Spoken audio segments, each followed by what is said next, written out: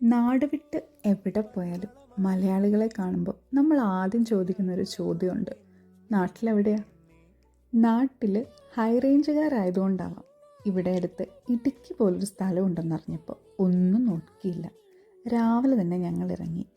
ഈ ടൂറിസ്റ്റ് ബോഗിനടുത്ത് tiger and turtle magic mountain എന്ന് പറഞ്ഞ് ഒരു വ്യൂ പോയിൻ്റ് ഉണ്ട്.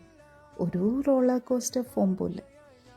നടന്നു തുടങ്ങിയപ്പോഴാണ് മനസ്സിലായത്, കേട്ടതൊക്കെ ശരിയാ, നമ്മുടെ നാട്ടിൽ കൂടെ നടക്കണ പോലെയുണ്ട്.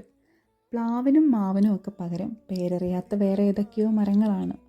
അങ്ങനെ ഏതൊക്കെയോ ഊടുവഴികളൊക്കെ കണ്ടുപിടിച്ച് ഞങ്ങളിങ്ങനെ നടന്നു. ഞങ്ങളുടെ വഴി തെറ്റിപ്പോയില്ല എന്ന് ഞങ്ങൾക്ക് മനസ്സിലായത് എങ്ങനെയാണെന്നറിയോ? ഞങ്ങൾക്ക് മുന്നേ നടന്നൊരു അപ്പാപ്പൻ യഥാർത്ഥ ശരിയായ വഴിയിലൂടെ ഞങ്ങളുടെ പുറകെ കൂടെ വരുന്ന കണ്ടു. അങ്ങനെ വഴി തെറ്റിയില്ല എന്നുള്ള ആത്മവിശ്വാസത്തോടെ ഞങ്ങൾ മുന്നോട്ട് പോയി. അങ്ങനെ ചെറിയൊരു കുരിശുമല പോലത്തെ മലയൊക്കെ കയറി. ഇതൊക്കെ നമുക്ക് എന്ത് പുഷ്പം പോലെ കയറി നമ്മൾ മുന്നോട്ട് പോവാണ്. കൂടെയുള്ളവരൊക്കെ ഞങ്ങളെ നോക്കുന്നുണ്ടായിരുന്നു. എന്നാലും ഞാൻ ആലോചിക്കുന്നത്, എന്തുകൊണ്ടായിരിക്കും ഈ മൗണ്ടൻ ഇവർ ടൈഗർ ആൻഡ് ടർട്ടിൽ നിട്ടത്? ഇനി പണ്ട് നമ്മുടെ നാട്ടിൽ ആമയും മുയലും ഓട്ട മത്സരം വെച്ച പോലെ ഇവിടെ ഇനി കടുവയും ആമയും കൂടെ ഓട്ട മത്സരം വെച്ച് അതിൻ്റെ ഓർമ്മയ്ക്ക് വല്ലതും ഇട്ട പേരാണോ? എന്താണേലും ഞങ്ങൾ മുകളിലെത്തി. അപ്പോഴാണ് എനിക്ക് കാര്യം മനസ്സിലായത്. ഈ ടൈഗറിൻ്റെ സ്പീഡും ടർട്ടിൽ, അതായത് ആമയുടെ ആ ഒരു സ്ലോ ആയിട്ടുള്ള പമ്മിയുള്ള ആ ഒരു പോക്കും, അങ്ങനെ വേണമായിരിക്കും ഈ മൗണ്ടൻ നമ്മൾ കയറാൻ.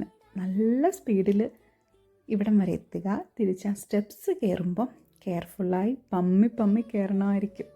എന്താണേലും നല്ല ചിട്ട പേര്.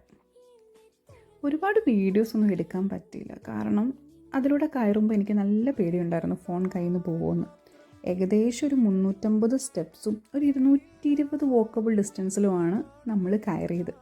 എന്താണെങ്കിലും നമ്മൾ നന്നായിട്ട് എൻജോയ് ചെയ്തു. നല്ലൊരു ദിവസമായിരുന്നു. Thank you for watching.